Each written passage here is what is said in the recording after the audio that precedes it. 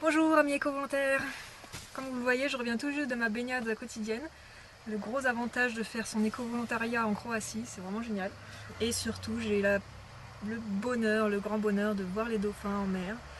Je viens de commencer une nouvelle mission d'éco-volontariat avec Blue World Institute. C'est un centre scientifique qui étudie la population de grands dauphins qu'il y a ici en Adriatique.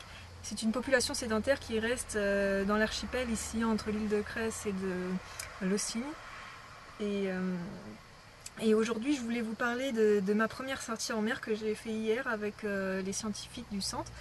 C'était vraiment magnifique. On est sorti hier en mer dans un petit bateau de 5-6 places avec les scientifiques. Donc on est avec deux scientifiques du centre, une fille qui est en stage pour étudier l'acoustique, le sifflement des dauphins, et 3 éco-volontaires. On est parti dans l'après-midi vers 2h avec tout le matos. Pendant peut-être une demi-heure, 1 heure, on est parti vers le large pour essayer de trouver les dauphins.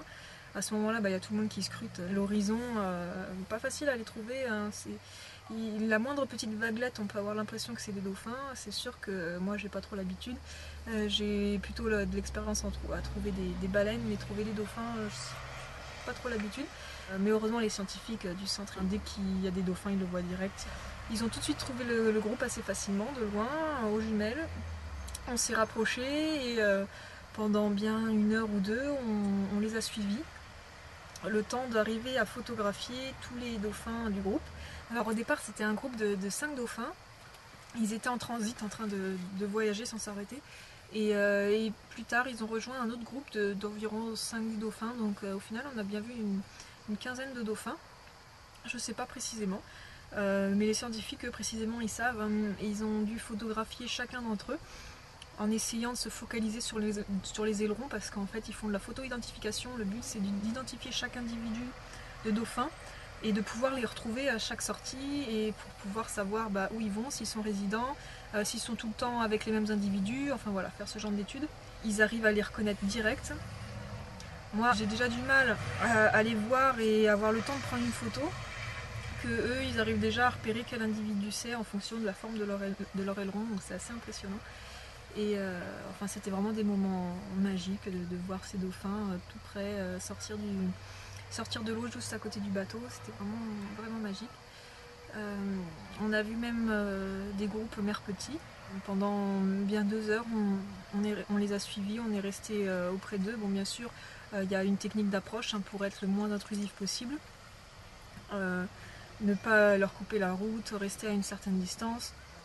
Mais c'est pas si simple parce qu'en fait, donc il y a un des scientifiques qui doit manœuvrer le bateau pendant que l'autre prend des photos à l'avant. Il ne faut pas que sur la photo l'aileron soit en biais, il faut bien qu'il soit à plat sur la photo.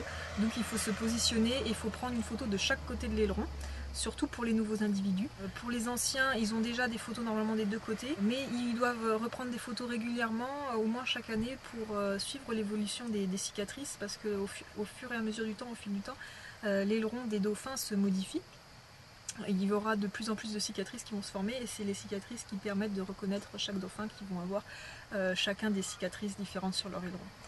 Ensuite, il y a Hilaria qui est en stage ici pour faire une étude sur le sifflement des dauphins et pour voir si les dauphins jouent sur l'intensité de leur sifflement en fonction du bruit de l'environnement. Après la session de photo-identification, il y a Hilaria qui sort son matériel, son hydrophone, qui le met à l'eau, donc coupe le moteur. Et pendant ce temps-là, donc, elle enregistre les sons des dauphins tout en faisant des observations sur leur comportement pour faire la corrélation entre le comportement des dauphins et leur sifflement. Elle essaye aussi d'identifier les sifflements signature en fait, des dauphins. Chaque dauphin a un sifflement signature qui correspond en gros à son prénom et qui permet entre eux de s'identifier les uns les autres. Et donc c'est vraiment une étude très intéressante. Et après, disons 3 heures de suivi en mer des dauphins, on a laissé les dauphins tranquilles et on est parti sur une petite île pour aller se baigner. C'était vraiment super, magnifique, l'eau turquoise, personne, enfin juste les bateaux. Voilà, c'était vraiment une journée géniale. J'espère que ça se renouvellera régulièrement. Normalement, les sorties en mer, il y en a plusieurs par semaine. Ça fait 1 semaine que j'ai commencé, c'était juste ma première sortie. J'avais fait une sortie avant avec la partie whale watching du centre. En fait, ils ont une partie scientifique et une partie whale watching pour les touristes, pour les emmener aller voir les dauphins d'une façon la moins intrusive possible. Et donc j'étais sortie avec eux pour pouvoir voir les dauphins, mais malheureusement cette fois-ci on n'en avait pas vu.